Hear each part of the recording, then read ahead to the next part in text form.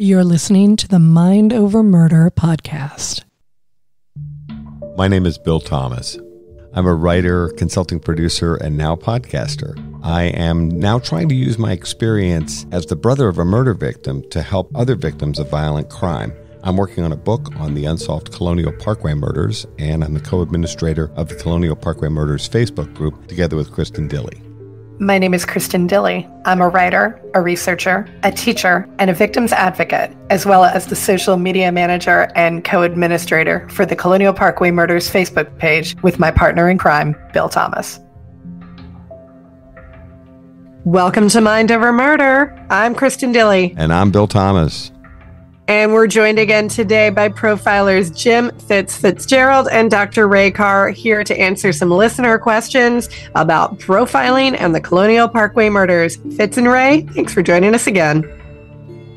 So one of the biggest questions that everybody seems to be asking right at the moment is whether or not Wilmer had an accomplice. And Fitz, you said that it tends to be very rare for, I really like your term apex predator, so I'm going to use that for a little bit. You said it's pretty rare for an apex predator to have an accomplice. However, and this is a listener question, by the way, from our listener, David, who asks us many questions many times during the day. He would ask me... Hi, David. Hi, David. Check us out on Cold Red. We'll answer your questions, too. Hey, Dave. David wants to know, hypothetically, if there was an accomplice in these cases, how would their behavior have changed during all these years? Would accomplice behavior have changed since the death of Alan Wade Wilmer Sr.? It's a big hypothetical. It really is. It really is. Look, if you want an answer to a question like that, and Jim, you might remember this case. It was from up in Toronto. The Bernardo Colca, I think her name was Colca. It was a husband and wife team. I know who you're talking about.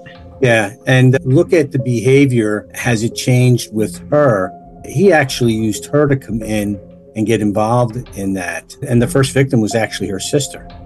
And then he would use her to groom others to do that. But to give David a fair response to that question, it's rather difficult to be able to pinpoint how someone's behavior would change hypothetically, because there's too many factors that would be present or not present that would have an effect on that behavior, to me. And what I would always say is, if the evidence shows that there's more than one offender to a crime, then you go with it.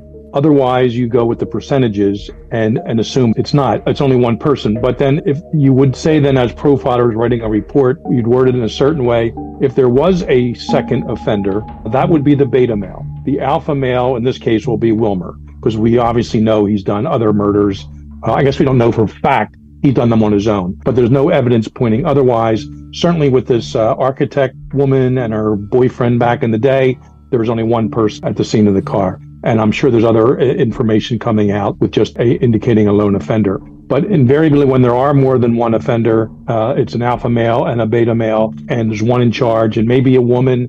It's very rare, but yeah, there is that Canadian case. In fact, we're going to have Greg McCrary on Cold Red in a few weeks. He played a big role in that case, helping the Canadian authorities put the profile together. And so it's the rarest of the rare, but every once in a while you'll find someone bringing in a partner or a colleague of some sort. But I don't see it in this case. And until evidence goes otherwise, I think we can rest assured that Wilmer was a lone wolf, as they like to say.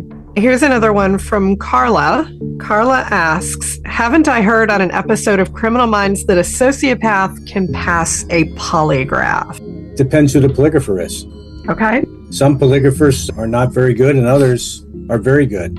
I don't know that to be true. And I think if you'd asked any polygrapher, they would tell you it's not. Yeah, and the best part of a polygraph is the pre-test interview and the post-test interview. And we don't have to get into the weeds on that. Neither of us is a polygrapher here. I don't think you are, Ray, unless you kept it from me. No, I'm not. I haven't. Because I lie to you. There are some things I hide from you, but that's not one of them. Because I lie to you all the time and you don't pick up on it. Kidding. Can you tell these two guys have been friends for years and they're working together? That's terrible. Anyway. Those listeners, that's terrible, Jim. Anyway, I feel like a wife. I was just lying now. I feel like a wife. We're not going to go there. We're not going to go there. It's a very close working David relationship. or Carla or anyone else who may be listening. But just to wrap up the polygraph part, yeah, people can beat it. I'm convinced. I've watched people take polygraphs live with a camera or a one-way mirror, and I'm convinced that the guy is lying, but somehow the needles are just not gyrating the way they should, and the operator has to officially say they passed. It can be compromised. Psychopaths and sociopaths are so good at lying that they can actually believe what they're saying, even if one part of their brain knows it's a lie. And that can throw off your autonomic responses, your physiological responses, I should say, don't react how it would to one of us telling a lie, a quote-unquote normal person telling a lie. So I'm glad the person is quoting Criminal Minds, because I was the tech advisor on that show for a number of years, and I'm not sure that was one of my episodes or not, but for the writer's sake, I will say, yeah, every once in a while, a psychopath high on that scale, he probably could pass a polygraph if it was only an average polygrapher or less. One of the reasons that we asked is that it has come out that Alan Wade Wilmer Sr. was polygraphed in this examination, and he did pass that polygraph. And as a result of that pass, he was allowed to continue on with his life. And as a result of that, Teresa Howell was murdered in 1989 after he passed that polygraph and was taken off the FBI's radar. So that's why we're asking about polygraphs. We know that to be true. We know that to be true. That is factually that is accurate. True, yeah. He was given a polygraph by a gentleman, I'll leave his name out of this conversation, who was considered one of the top polygraphers at the FBI. He did all the spy cases. There were a lot of high-profile spy cases broken, particularly in Norfolk, Virginia, with the Navy, military, CIA, et cetera, all being there. There were a number of big busts of spies, and this guy did those cases. I actually think there may have been too much deference given to this particular polygraph examiner. I think they might have actually put too much weight into what he said. The SAC, Irv Wells, the special agent in charge of that Norfolk office, who passed away a couple of years ago, and he spoke to me about this story directly. And my father told me this same story in 1988 when it happened, because my dad was in constant contact with the investigators in Kathy and Becky's murder. And then as the Colonial Parkway murders continued, they spoke to my dad regularly. The polygraph story did happen, and they did let Wilmer go. And they had Wilmer and a second man, unnamed to us, both given polygraph exams, and they were both permitted to go on their way. And Alan Wade Wilmer Sr. went right back to killing people. He killed, confirmed now, Teresa Howell the next year. Yeah. He would have been polygraphed in mid-1988, and by June 1989, he's back to murdering people. Now you know why polygraph is not admissible in courts as evidence. You can get false positives, you can get false negatives. And it's a great tool if used right. And I don't know everything that you say here, and I'm not denying your version of the story, Bill. I'm sure that's what it is. But let me ask you this. You mentioned that two guys were polygraphed. Correct. Was there any alleged linkage between Wilmer and this other person? We're not sure who the second person was. Sometimes they've mentioned his brother as a potential suspect, although he's not been arrested or anything like that. He's not been named, but that suspicion exists. Could have been his brother. That is not specified in the versions of the story that we've been told. Irv Wells, who confirmed the story that my father had told me back in 1988, he quoted himself and said there was a lot of concern because they thought they'd identified the Colonial Parkway killer, as they called him. And then they were really disappointed, obviously, with the polygraph test results. Wells said to the examiner, "You better effing be right," because they were rock solid, and some very highly regarded and experienced case agents, including people that my father knew, and we certainly knew their names at my family's dining room table because my father would say, "I spoke to Agent so-and-so today," in his beautiful voice. And my dad and I had an agreement. Whenever he spoke to the FBI, he would call me, or we'd find a quiet corner of the house so as to not upset my mother, and he would tell me what the agents had told him in the latest conversation. One of the things that we're struggling with is the fact that so many highly respected case agents who worked this case for years were certain they had the right guy, and then they got overturned or outvoted, or I don't know how it works, but they put these guys aside. And actually, those agents were right. Wilmer was the guy.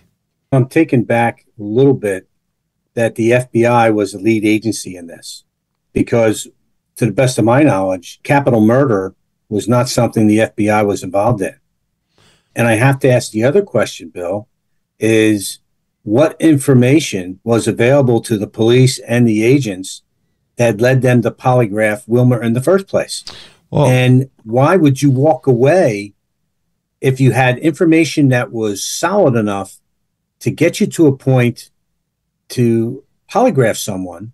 Why would you let one polygraph be the difference? Because we knew, and I knew, and as Jim had mentioned, although a polygraph wasn't admissible, it was just an investigative tool. And just because it came up negative didn't mean that what we also had evidentiary-wise wasn't tied to this individual. So I have to ask, what else was tied that allowed them to even put him on the radar? I'll try to do the compact version of this.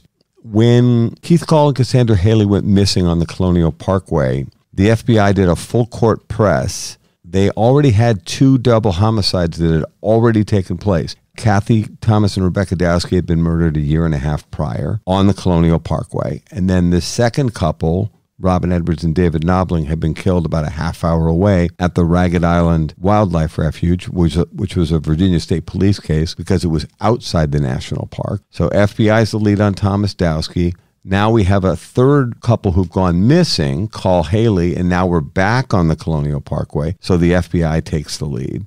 At that time, then, they realized they had a very serious problem. They've got 2 double homicides, and now they have a couple missing. And the car is found abandoned on one of these little half-moon pull-offs on the Colonial Parkway next to the York River in a very similar situation to the way my sister Kathy's car was found. And it's only like 1.5 miles away and about 18 months prior. So they are really throwing a full-court press at this thing. They book a hotel. They book an entire hotel. It's filled with FBI agents and staff. They are working this case hard. Of course, it's pre-internet, pre-cell phone. So they use radios a lot. They develop intelligence that there are a number of people that were on the Colonial Parkway, couples, described a very unique vehicle that was seen on the Colonial Parkway cruising from one of these half-moon pull-offs to the next one to the next one. Very peculiar behavior, and they got very good descriptions of this very distinctive, one-of-a-kind pickup truck, and so they're looking for that pickup truck. The guy that was responsible for the maintenance of the radios actually heard all of the chatter with the FBI agents getting their assignments, developing leads, and that sort of thing, heard the description of the truck. He then radios in a day or two later and says, guys, I'm on the highway, and I'm next to the truck you're looking for. This very distinctive blue-green truck, faded writing on the doors with a big elaborate rig on the back, which to my eye would look like a tow truck, but is really the tongs and winches that you use to pull crab pots and oyster traps out of the water. So this truck is very distinctive, and they've got good descriptions. The radio operator calls in and says, I'm next to this guy on the highway. He describes the truck. They say, that's the one we're looking for. He said, it's got unusual plates on it, too. It had vanity plates, E.M. Raw, Edam Raw, which, of course, is an off-color expression as well as an oystering joke. So now they have a plate. And a couple days later, so now we're into 4 days after Keith Call and Cassandra Hailey have gone missing on the Colonial Parkway, 2 FBI agents roll up on this guy in his driveway up in Lancaster, Virginia, on the northern neck of Virginia up on the Rappahannock River. The 2 agents are immediately suspicious because this guy is in his dirt driveway using solvent and water to clean out his truck and repainting some of the interior of the truck as well as the bed of the truck. And this is a beater work truck. This isn't some fancy rig. They regard this as very suspicious behavior. They ask the man questions. They go back to their command center and discuss it with the team. They get a search warrant. They go back to the guy's house, which he shares with his brother. A small house. It's been described as a trailer or a small house, modest place, but compact. They have a search warrant. They find the things they're looking for, which include guns, handcuffs, and handcuffs could be important because they believe handcuffs were used in Kathy and Becky's murder a year and a half prior, and an extensive collection of pornography. So at this point, this guy's checking a lot of boxes, and they've been looking for Waterman since 86 when Kathy and Becky were murdered because of the use of rope, knives, and diesel fuel in that murder, not to mention handcuffs. After they serve the search warrant, they are thinking, and Irv Wells tells us this, it's also in the book on the Colonial Parkway by Blaine Pardoe and his daughter Victoria Hester, A Special Kind of Evil. This whole story is described. So they are absolutely convinced they found the Colonial Parkway killer.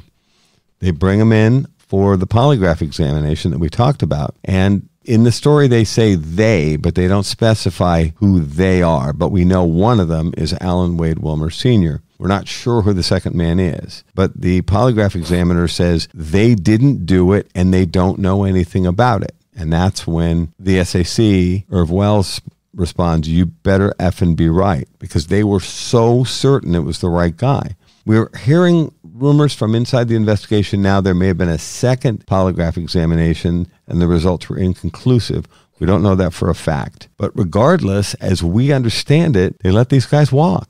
What I'm struggling with as the brother of a murder victim is, how in the world did the two investigators who've been handling this case for the last 15 years, we had one guy handling the case for 5 years, and another agent's been handling the case for a decade, and they were supposed to review all of the case materials over this 15-year period. I understand that DNA and other forensic options were not available to us in 88, but they sure are available to us now.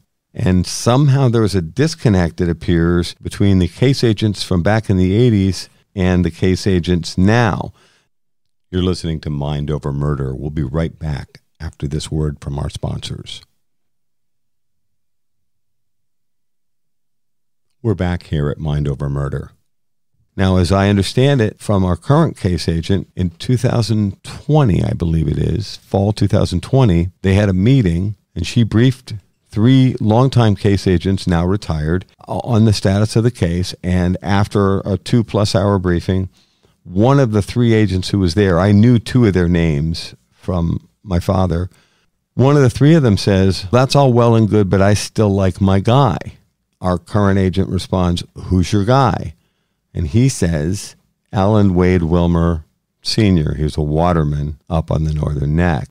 He also said, it may be a moot point because he died a couple of years ago. This is 2020, and Wilmer had died in December 2017.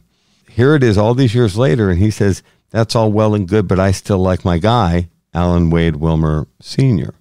One of those heartbreaking situations where I feel like the agents were so close, and then a polygraph examination seemed to push aside all the other evidence they had. Here's the thing, Bill. I find that very interesting. Before the polygraph, there's a search warrant. And the bar in the federal system, in order to get a search warrant, I'm over my career probably was the affiant in anywhere between 75 and 100 search warrants. The amount of information that needs to be there in order to get into someone's home to search it is pretty extensive. Mm-hmm.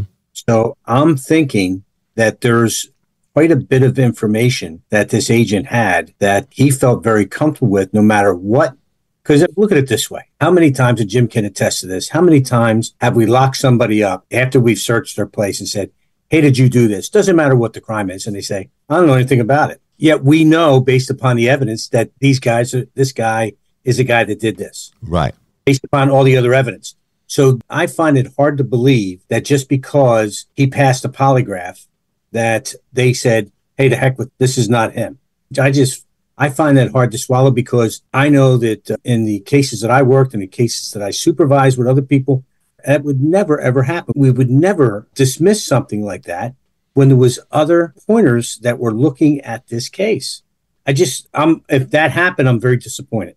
If that happened, I'm extremely disappointed because that should have never happened. Not with our agency, not with any agency for that matter. That should have never happened. Couldn't say it better than Ray. We find ourselves baffled. We can only tell you what we've been told. This so-called driveway story, as I refer to it, because of the 2 agents going up and meeting with this man and questioning him, and then the search warrant and the polygraph. This has come to us from multiple sources, including the SAC, who was in charge of the the Kathy Thomas, Rebecca Dowski investigation, as well as the disappearance of Keith Call and Cassandra Hailey a year and a half later. And he said to me, this is Irv Wells now, that the failure to solve the Colonial Parkway murders was the biggest disappointment, and I could tell it was a profound disappointment in a pretty stellar 30-year career with the FBI.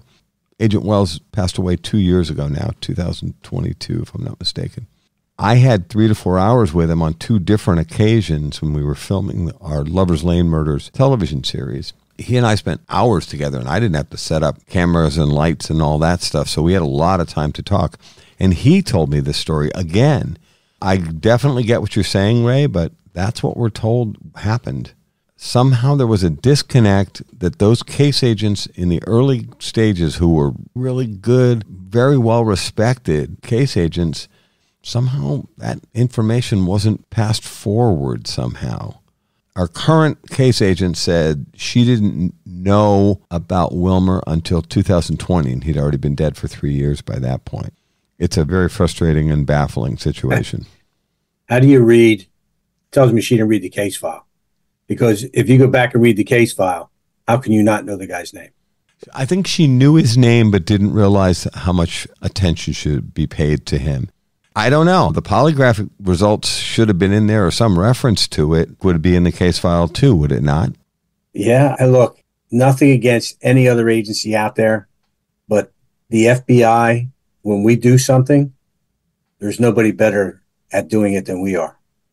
Not to say that we can't drop the ball from time to time, that happens. But in something like this, where there's multiple victims, there's multiple agencies, it pains me to say that not one person from any other agency said anything or had any input into this. Something's not right here. I would love to hear from the case agent who said, hey, he said 20 years later, after this guy's dead, he said, I still like my guy. Wilmer Sr. I still like him. 30 years later, I still like him. He's making that statement. What I would love to hear his explanation about what happened. First, I'm trying to understand, and I guess I understand that the case, the jurisdiction of the case came into the venue because of the fact that it was a national park. Correct. Which was federal land. Yeah. And that's what gave the FBI thing. And actually, you have federal park rangers that usually handle those things, but they're not equipped. And nor is the FBI does not investigate homicides. But that doesn't mean that they're not capable of doing so. They're very capable. And because a lot of FBI agents are former police officers. Right. Many of the agents, I know, I don't know if you're also a police officer previously, but many FBI agents I've met, like Jim, are former cops themselves. Yeah. Before we let you guys go, we're going to ask you to just do one little bit of speculation, just one more thing. Is there any reason that you could think of why a serial killer's DNA might not be uploaded to the CODIS system? If he's never been charged with a crime, certainly a felony crime, or even one involving a sexual offense or a violent offense, that's my understanding. And there are, as great as DNA is, and part of me is saying we should have everyone's DNA in these databases. There are certainly civil libertarians and others saying that's not necessarily the case. It's a violation of our rights. You forgo some of those rights when you're arrested for a violent crime and a sexual crime of some sort. And the laws vary from state to state. If Wilmer had no other violent offenses under his belt, he did not. Back in the 80s, he wouldn't have been voluntarily asked to provide a saliva swab because the DNA analysis, forensic DNA analysis, wasn't around then. There was no reason for that then. There's really no excuse nowadays if someone has one of those charges against them to either solve future crimes or to solve, of course, past crimes, not to mention the one being investigated in real time. There's really no excuse for that now, but unless it's voluntary, I am of the school. My mind has changed a bit over the years without getting into some of the issues in our country today. But if you're not accused of a crime, you shouldn't necessarily have to either have something taken from your body or, for that matter, stuck into your body. And I think so I understand that part of why Wilmer's DNA was not in any sort of CODIS-like database. Just to add to what Jim said, back in the mid-'80s, there was no DNA. So there was no CODIS. There was no purpose or reason to take a DNA sample because it didn't exist. To the best of my recollection, I'm going to say 2010, 2009, we start being mandated that anybody that's arrested, we were starting to take swabs. And Jim was already gone from the Bureau. So even when Jim was in the Bureau before he left in 2007, we weren't taking swabs then. It didn't happen until I think 2009, 2010, at the end of my tenure, when I was getting ready to leave, that they started doing that. CODIS existed then, but it was only some people where they were forced to by search warrant. In order to take someone's DNA, I had to obtain a search warrant in order to get that DNA, in order to get hair samples. It wasn't readily done. Then it became a condition. If you're arrested, not only are you going to provide fingerprints, you're also going to provide a swab. And we would do a cheek swab and send that down, and that would be entered into CODIS. So that's probably the reason, because 2010, this individual's in his mid-50s, late 50s. Mm-hmm. At that point, his probably career as a criminal either really subsided or was almost over. One thing I'm thinking about, and I'm not throwing anybody under the bus, and I've had plenty of criticisms of the FBI and the Virginia State Police over the years and quite intensively over the past few weeks, because I don't think they were straightforward at all in this recent press conference where they announced the identification of this offender. But putting that aside for a second, I do think that all of us have to work together to find a workaround. In a situation like this, I think an offender like Wilmer's DNA, post-mortem, and the man's dead, he's a confirmed serial killer. He's killed at least 3 people in 2 separate incidents, so he meets the FBI criteria, as we understand it, for what is a serial killer. I think in a situation like this, we have to figure out legally a way that we can put offenders like this into CODIS, because I think it would help us solve a lot of unsolved cases and provide answers for a lot of families like mine that are looking for answers. I'm not trying to stomp all over anybody's rights, but I feel like a lot of your rights die with you. And I think we have to find a way. We've heard about other offenders like this that are known serial killers, but were not actually charged with a crime prior to their deaths. I think post-mortem, we should find a way to put those offenders into CODIS. Don't have a legal background here, so I don't know what the legality of that is, but I would concur that once you're passed, and if you're found to be guilty of something after you're gone, that I think is perfectly acceptable ethically to submit that to a database to check it against other DNA samples of unsolved crimes. But again, I don't know what the legality of that is, but from an ethical standpoint, I think it's perfectly acceptable to me. Jim? I guess the rights of a dead person can be violated, can be constitutionally stepped on, violated, but I think if there's some sort of reasonable suspicion of some sort of violent activity on that person's part, and we certainly have it here, that his DNA should be no ands if or buts put into CODIS and searched against any other act of murder and sex crime across the nation. To me, there's no ands if or buts about that. So hopefully someone down the line, I'm not sure if his estate or his family has an attorney presenting the deceased, Mr. Wilmer. He's not going to be defamed. I guess you can defame a dead person. We'll have our lawyers tell us about that. But I'd be happy to defame him. I won't tonight, but I might in the near future. But no one's if it's not a match, it's not a match. No, and I would never defame. If it is a match, the man. That's not defamation. Right. That's the science linking up a crime scene to a specific offender, and that's not defamation. Only has to be untrue. No, I'm only sticking with the true part. But look, if they figure out if Alan Wade Wilmer Sr. is responsible for the murder of Kathy Thomas and Rebecca Dowski, I probably won't cotton much to saying great things about him. At the same time, we know for certain he's linked via DNA to the murder of 3 people and circumstantially to the disappearance of Keith Call and Cassandra Hailey. I am hoping and praying that there will be further cases in the Colonial Parkway murders and elsewhere that will be linked to this man, because I feel like there's a lot of families out there waiting for answers. we can provide answers if the FBI and Virginia State Police can put a case together against this man, even though he is deceased. I would say, in all fairness, this has just come to light in the last couple of weeks. Yes. And I think I think everybody needs to give the FBI and the Virginia State Police the opportunity to do their job and not prejudge them before they're able to do what they do. Having worked with both of them, they're both outstanding. Work for one, work with the other. They're both outstanding institutions. And I would say give them the opportunity to do their job. And if they don't do their job, then smack them around a little bit. But I think once you give them that opportunity, I think they're going to do it. It's good advice, Ray, and I appreciate it. And you probably also talked me off a cliff. Yeah, actually, honestly, Ray, I think you just did. This is good. Gentlemen, I feel like I just got to take a profiling masterclass. Thank you so much for joining us today and going through everything. We have a ton more, of course, but we don't want to keep you any longer. Thank you so very much. We really appreciate you taking the time. You're welcome. Thanks for having me. Check us out on Cold Red, folks. Absolutely. Where this came from. That is going to do it for this episode of Mind Over Murder. Thank you so much for listening. We'll see you next time.